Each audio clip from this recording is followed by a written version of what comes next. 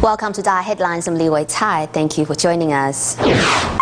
Coming up in the show, Tzu Chi's rice distribution in Pasig City in the Philippines metro Manila helps feed more than 800 struggling families.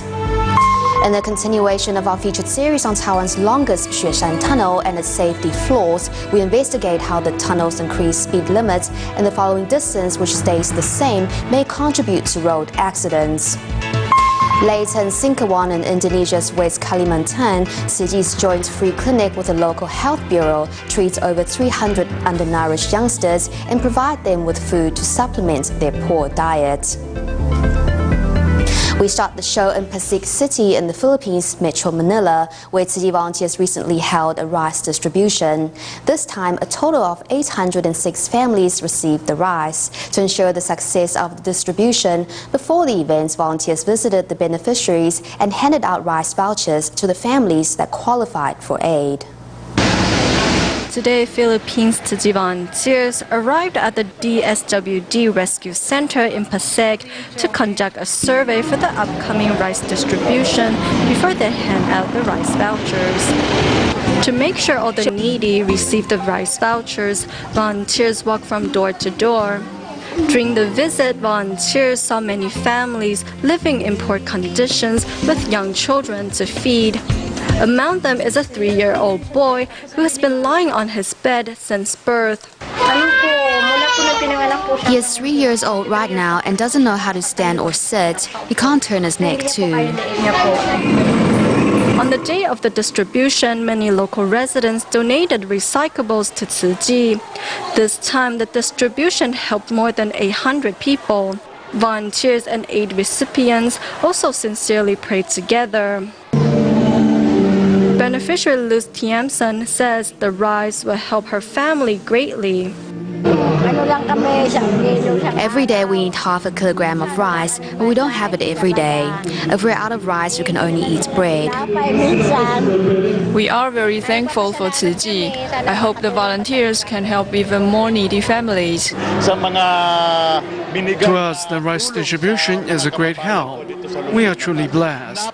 Thank you, Tzu Chi Foundation. Local residents are very happy to receive 20 kilograms of rice from Tzu Chi. Everyone donates their spare change to the NGO and hope the money will be used to help others in need. The money donated by the rich or poor is going around the world to help those in greater need, such as the disadvantaged students in China's more remote regions. For several years now, Tzu Chi volunteers in the country have traveled far and wide to deliver scholarship aid to worthy students in need. Pupils also do their part to give back to society in the best way they can. Zhejiang's Pan'an lies an hour and a half by car outside the nearest city. Most here are subsistence farmers with little or nothing left over for luxuries like schooling for their children. Tzu Chi volunteers are here to help these families pay for their children's tuition. Since 2011, prior to the beginning of every semester, volunteers arrive with a scholarship fund that brings hope to many in this city. I want to be a teacher because I think being a teacher is a sacred profession. You wonderful people are helping my daughter attend school. The fact that she can stay in school makes us very happy. We hope one day our financial situation can improve and we can have a chance to help others. 台湾慈济慈善基金会助学金颁发仪式。 In Tianjin, local media attends the ceremony and broadcasts Tzu Chi's good deeds. 我们每年至少要来4次。 At Tzu Chi's most recent distribution, 27 lucky students received aid. Volunteers first visited these students over the New Year's, bringing with them donations of daily necessities. Now these students hope to give back. With their help, I'll be even more industrious in my studies and get good grades to pay them back for all their help. While in Guangdong, volunteers invited scholarship recipients to spend a day with them at the local recycling station so that the students can better understand where the money for their scholarships come from. Students also learn about eating less and going green. If I can, I will only eat 70% full and use the rest to help others. The seeds of goodness have already been planted in the hearts of these students. The brothers and sisters told us that we are so lucky to be able to receive the help of others. And if we can one day help others ourselves, that will be true happiness. As these children grow up, it is obvious that the hope that has been placed on them was not mistaken.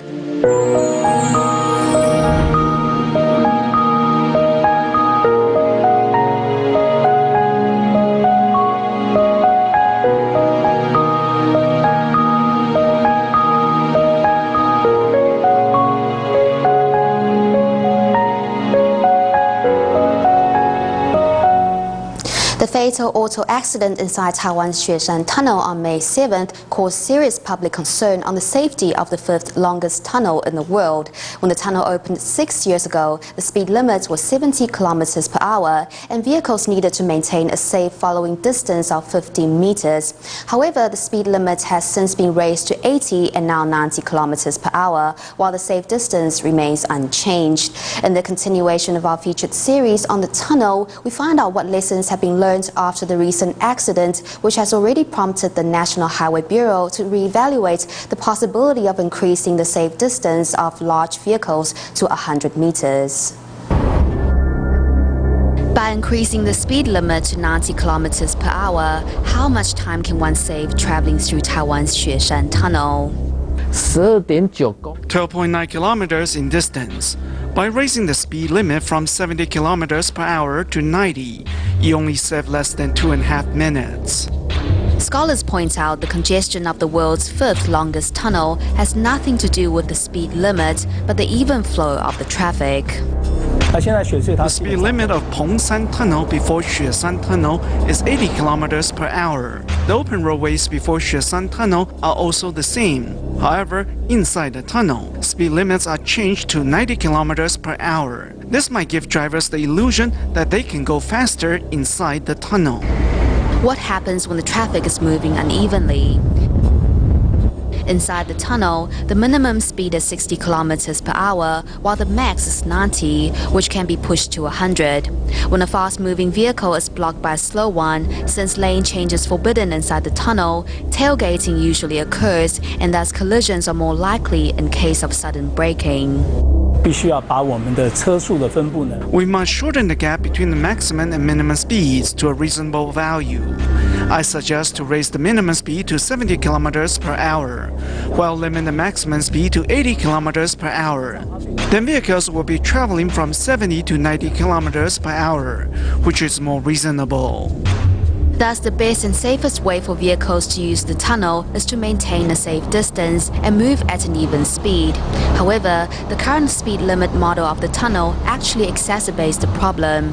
Scholars suggest the government reevaluate how the tunnel is managed to ensure the safety of all drivers and passengers.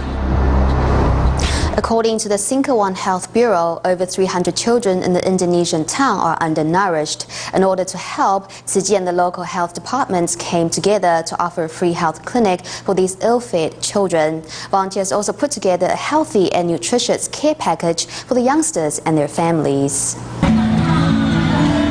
On the morning of the first day of this Tzu Chi free clinic, the Singkawan government building is filled with the sounds of children and their parents who are here today for a free checkup.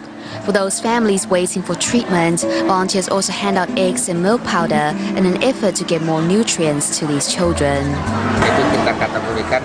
This clinic is especially aimed at malnourished infants and children. We need to ensure that these children receive sufficient nutrition. Tzu Chi has asked that we work together to help improve their situation. According to Singkawan Health Department, over 310 children were reported to be malnourished. At the clinic, children not only get a free checkup, but volunteers also discuss the virtues of breast milk with the mothers who are waiting. Today, with everyone here, we have a chance to better understand their situation. We hope that the Tzu Chi Foundation can be our long-term partner in helping the government of Singkawan ensure its citizens grow up healthy. To staff the half-day clinic, Tzu Chi mobilized over 100 volunteers. Over 46 children were also made Tzu Chi care recipients to ensure that they continue to receive the love and care that will help them grow up healthy and strong. Staying in Indonesia, we introduced to you 32-year-old Ulan and her family. Ulan's third child, 2-year-old Nadia, was born with multiple illnesses and has already undergone 3 surgeries. The medical expenses put the family under a lot of financial pressure. The desperate mother, who is also a loyal viewer of DaAi TV, decided to seek help from Tzu Chi. After a home visitation to Ulan, Tzu Chi volunteers started providing the struggling family with financial and emotional support.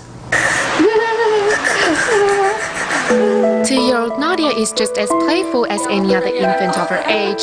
Thus, it is hard to imagine that the girl has already had 3 surgeries. My daughter has hydrocephalus, premature closure of the brain skull, epilepsy, and other illnesses. Every 4 to 5 hours, Nadia's mother Ulan has to feed her medication, and the nasogastric tube has to be changed every week. The couple is struggling to pay for their child's medical expenses. I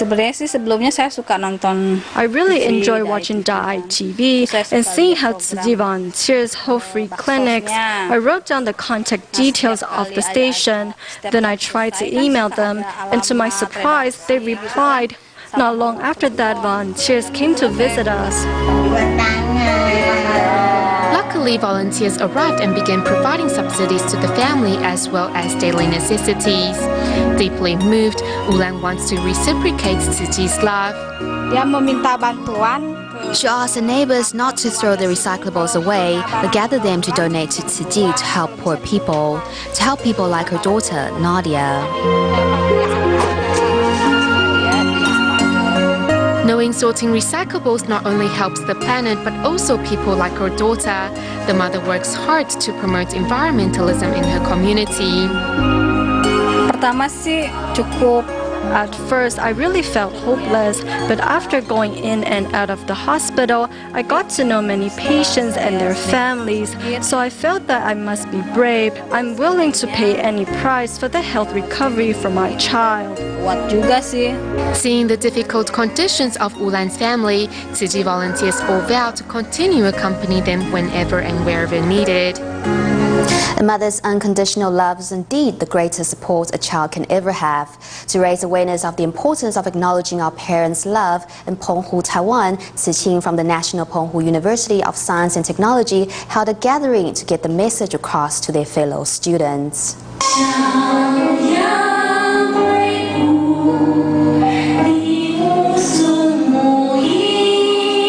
Here at the National Penghu University of Science and Technology, Tzu Chi's organized an activity to encourage students to be grateful to their parents. Every time when I was sick, my mom was always there to take care of me and help me sort things out. And hope that I get better soon. I want to say, Mom, I love you. I'm not very good at expressing myself, so I rarely told her that I love her. And I regret not having said it to her before she passed on.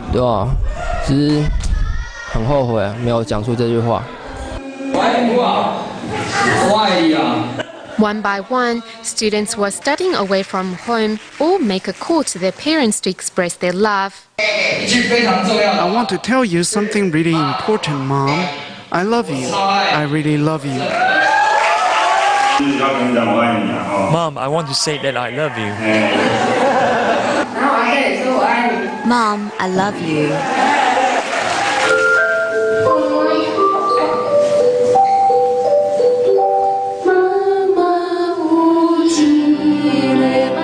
Apart from expressing their love, all the students vow to be filial to their parents.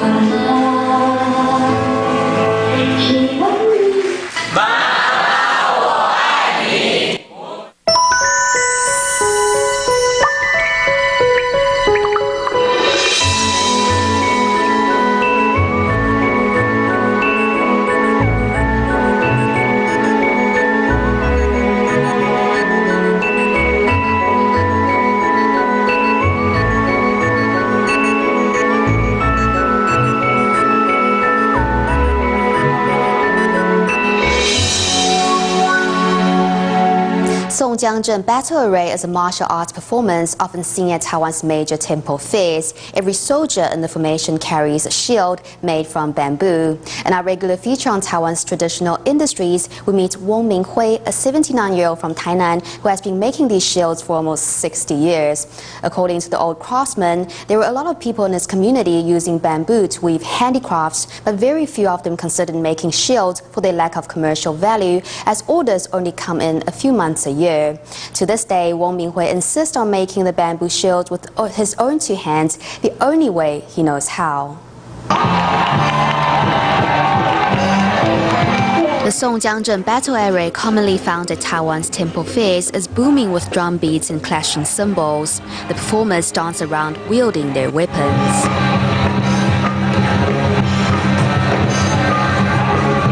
The lightweight bamboo shields used in the mock battles are tougher than they look. As for the great details involved in making the shields, we asked one old craftsman from Tainan in southern Taiwan. Splitting bamboo into strips, shield maker Wong Minghui is 79 years old and the best in his trade. A lot of people here do bamboo weaving, but only a handful of us make shields. As there was a general lack of interest in the trade, Wong Minghui picked up the family business of bamboo shield making after his stepfather went blind. You need to have the bamboo strips ready and separate them into thick and thin strips. Use the slivers first.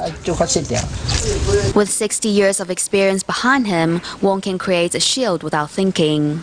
The work, however, is not as effortless as it seems, just by how much squatting is involved for the craftsman while holding down the woven part with his own 2 feet. I work for around 8, 9 to 10 hours in a day, all the time squatting. I do that every day, but I try to alternate what I work on, so I don't sit on my heels the whole time. I don't want to become a hunchback. But when many orders come in at the same time, the old craftsman has no choice but to squat and weave his way round and round until a shield is complete.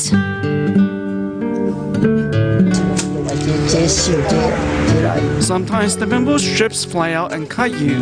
I have a lot of grazes and cuts on my hands. A shield has an outer and an inner layer, and it takes getting on all fours to get them to lock together perfectly. Wong Minghui made his own tools to aid his work. It's a peg that I cannot work without, because our hands don't have enough strength to clamp on hard things. This is what we call a windmill knot, and this is another knot we do, but I don't know what it's called. I only know what the other one is called. The handmade shields are composed of windmill knots, as the actual knot is small and flat and holds together the bamboo strips and woven surfaces very nicely. With so many handy tools by his side, Wong Minghui's biggest help is actually his wife. The bamboo strips can't be too thin because you need to punch holes through them, but you can polish down both ends. Wong's wife helps him get all his raw materials and prepare the bamboo strips. Both of them are experts in bamboo weaving, but to make a living out of the handicraft, Wong doesn't exactly have a comfortable life.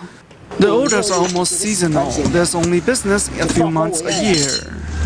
As the shield didn't generate enough income for Wong Minghui, he had to branch out into making other weapons used in the Songjiangzhen Battle Array. Knowing full well how selling these traditional handicrafts won't keep a family well fed, Wong never asked his children to carry on the business. He persisted on his own with his wife by his side so that the orders that still come his way can be met. I will make these shields until my last breath, for as long as I can move.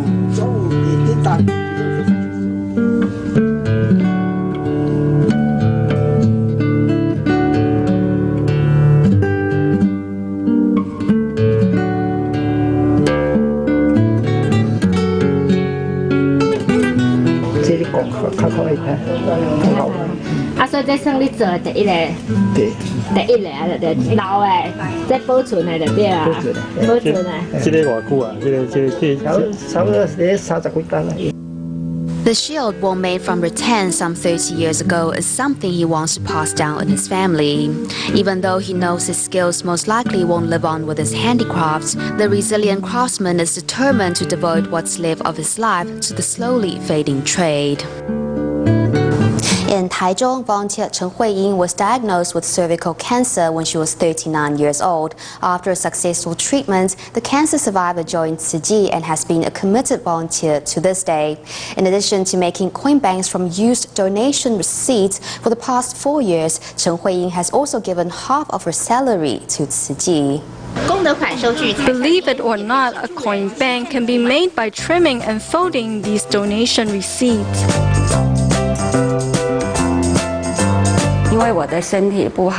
My body is not so healthy, so I often use the master's aphorisms to pass through these dark times. I will also donate some of my salary to help others. The amount that Chen Huiying talks about is in fact half of her monthly salary. During the height of my sickness, I was bringing my tube in a bag every day to work. I thought to myself, why should it be so hard? But it did motivate me. Although told to quit and rest at home, Huiying knows that as long as she can work, she can help people. At 39 years old, Huiying was admitted to the Hualien Tzu Chi Hospital for treating cervical cancer.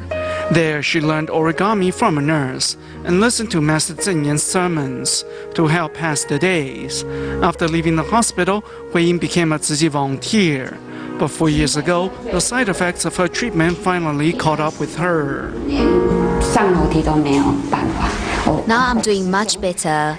At the beginning, I couldn't even walk up a flight of stairs. My husband would carry me. During that time, it was the master's words that kept me alive.